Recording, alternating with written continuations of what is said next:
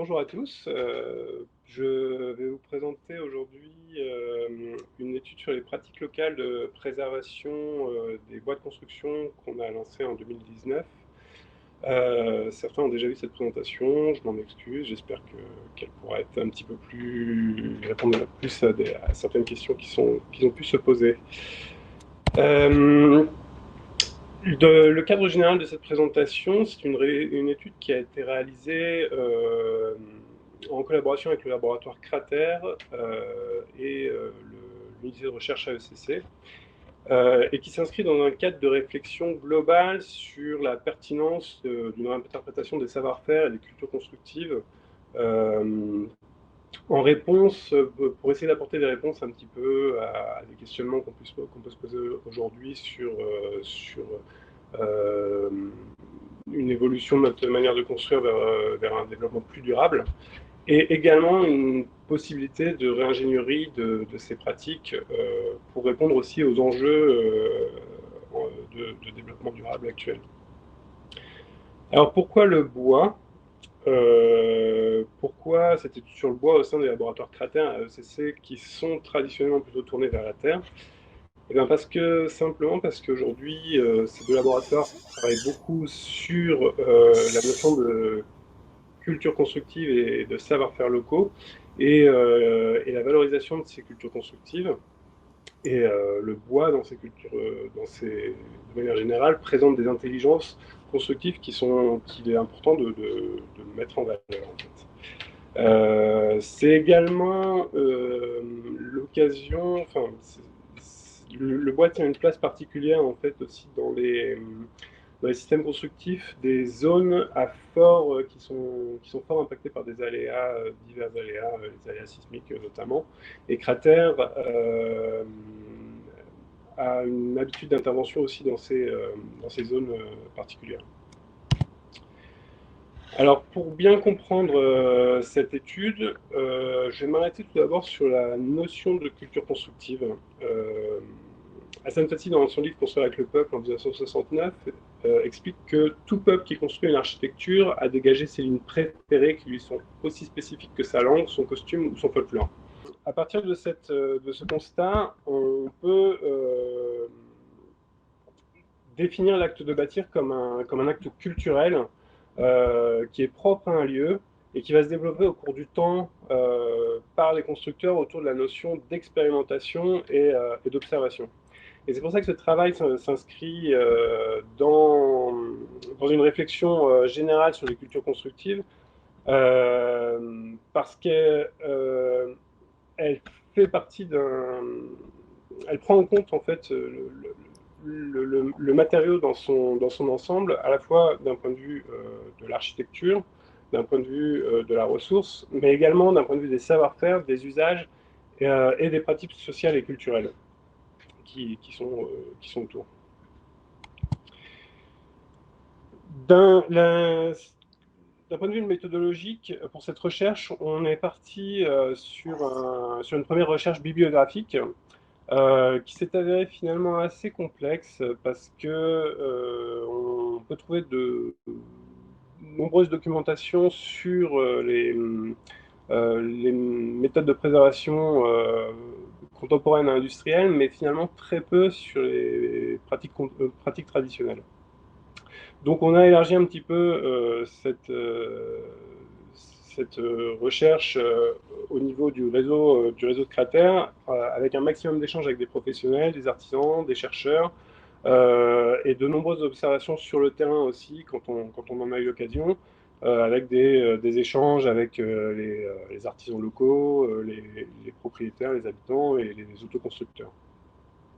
Donc le travail que je vous présente aujourd'hui, c'est le résultat d'une étude préliminaire qui est toujours en cours, mais qui dégage des premiers axes de recherche, même s'il nous manque aujourd'hui encore pas mal de précisions sur ces différentes pratiques.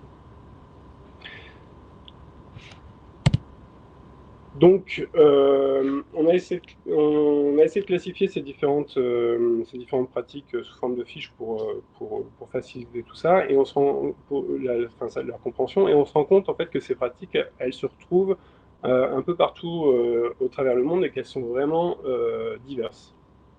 Et qu'elles vont de la simple réflexion sur l'exploitation du matériau au changement complet d'une pièce s'il le faut. Alors, il est assez intéressant de constater, comme ces pratiques sont souvent liées au mode de vie des habitants, au mode de vie locaux, euh, et au mode d'usage aussi d'usage de l'habitat. Euh, dans les différents mécanismes en jeu qu'on a pu répertorier, on a constaté que certaines méthodes peuvent vraiment, vont être mises en œuvre soit au moment de la coupe, d'autres plutôt vont découler du bon sens, et d'autres encore vont être vraiment faire partie de pratiques quotidiennes des habitants. On a répertorié on a essayé de répertorier pour le moment ces méthodes en 5 grandes familles pour bien comprendre les mécanismes en jeu, justement. À travers ce premier schéma, on a voulu présenter une première réflexion sur le cycle de vie et la gestion raisonnée du matériau, qui a souvent toute sa place dans les cultures constructives, parce que la préservation de la ressource, en fait, c'est un des premières, enfin, voilà, c'est une des premières problématiques, souvent dans les cultures traditionnelles. Même si malheureusement aujourd'hui, ça peut avoir tendance un peu à se perdre. Euh,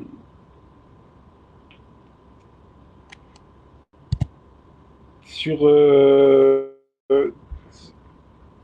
enfin, une première grande famille qu'on a un peu mis en place tourne autour de l'amélioration des qualités du futur matériau. Alors, il y a plusieurs méthodes qu'on a trouvées, mais euh, tout d'abord, la pérennisation de la ressource, comme j'ai dit juste avant, euh, on la retrouve vraiment dans de nombreux témoignages parce que on se rend bien compte quand on discute un peu avec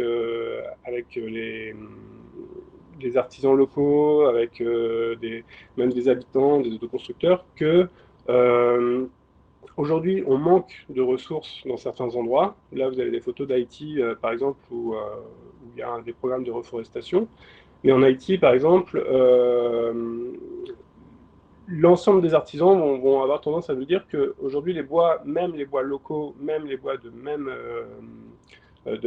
essence, en fait, qu'il y a 50 ans, sont de moindre qualité parce qu'ils sont coupés trop jeunes. Et donc, la pérennisation de la ressource va nous permettre de pouvoir sélectionner les bois qui sont assez âgés pour être de bonne qualité et donc forcément pour pouvoir être préservé le plus longtemps possible au niveau de la construction.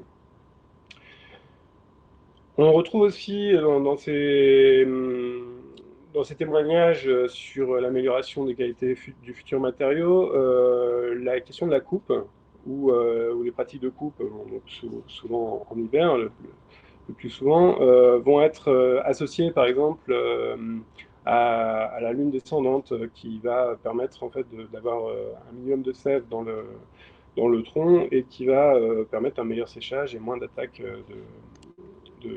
d'insectes et de champignons. Euh, les dispositions constructives, c'est c'est là que c'est assez intéressant en fait, comme on disait tout à l'heure, comme j'ai dit tout à l'heure, c'est là que toute la question d'appartenance du matériau à un élément prend un peu tout son sens parce que on va avoir vraiment des intelligences constructives pour protéger le matériau et son ensemble architectural, et l'ensemble architectural en fait. Donc on connaît bien, de manière générale, la question des bonnes bottes et des bons chapeaux qu'on retrouve dans de nombreux matériaux, mais qui est très très important pour le bois et également pour la terre.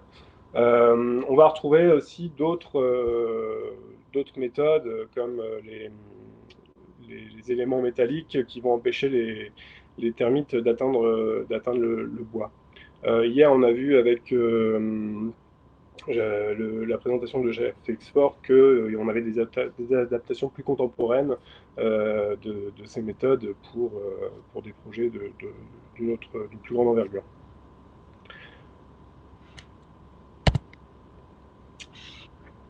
Une troisième catégorie qu'on a appelée le maintien des agresseurs à distance va nous permettre de trouver des pratiques qui sont plus surprenantes et qui peuvent paraître parfois même assez anecdotiques et qui peuvent également être questionnées sur leur efficacité, mais qui offrent quand même de nombreuses possibilités d'interprétation et d'expérimentation à terme. Euh, c'est une catégorie qui regroupe plutôt des pratiques qui ont un effet insecticide et qui sont pas forcément, enfin, qui vont pas être mises en œuvre directement en contact avec l'élément, mais plutôt dans son environnement proche pour que les insectes n'atteignent pas le bois directement. On va avoir par exemple une pratique où on va utiliser du piment qui va être répandu tout autour de la maison pour créer une barrière en fait au niveau du sol contre les termites souterrains. Donc la méthode est assez simple. Le piment est pilé en poudre, mélangé à de l'eau et répandu dans la maison pour que ça s'infiltre bien dans le sol. On va retrouver un peu ces méthodes avec d'autres types de matières premières comme le sel, les sels de cuisine, la chaux, le charbon éventuellement. Euh, et c'est des méthodes qu'il faut toujours, enfin, qui dépendent vraiment du mode de vie des habitants, mais qu'il faut toujours comment dire, euh, remettre en œuvre assez régulièrement.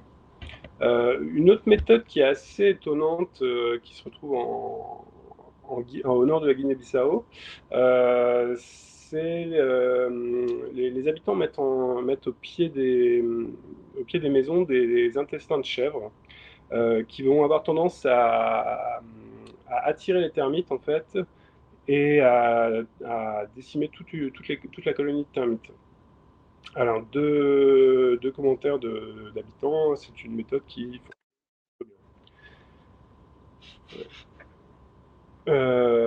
bien sûr, encore une fois, toutes ces pratiques restent assez difficiles à interpréter aujourd'hui. Elles manquent pour beaucoup de documentation, pour comprendre leur impact réel, comprendre la réelle mise en œuvre, etc. Donc tout ça, c'est des recherches qui vont être amenées à être mises en place par la suite pour aller plus loin en fait, dans cette étude.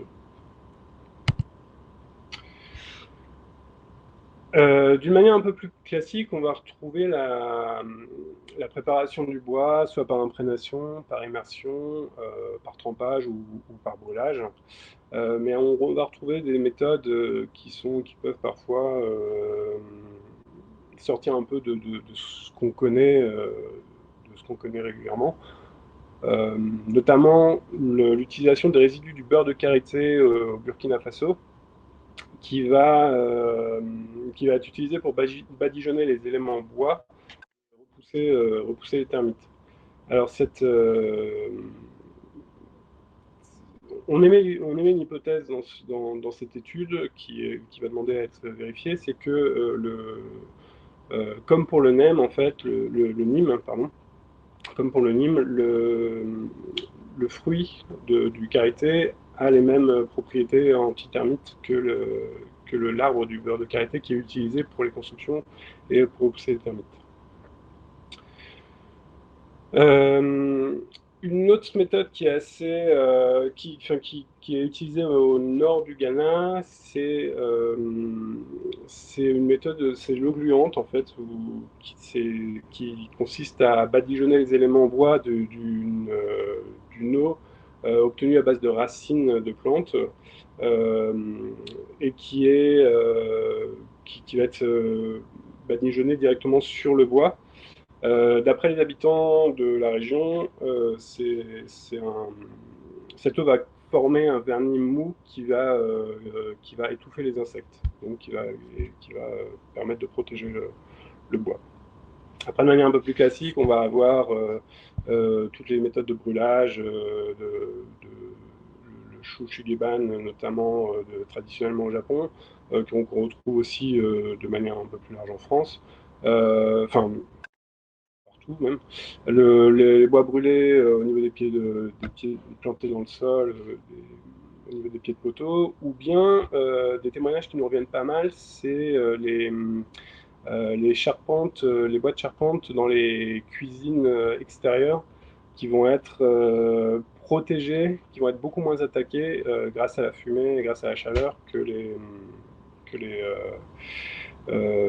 bois qui sont pas confrontés à cette fumée. Après, c'est ce genre de. Enfin, il y a de nombreuses études quand même qui existent aujourd'hui sur la question du chauffage et du brûlage du bois.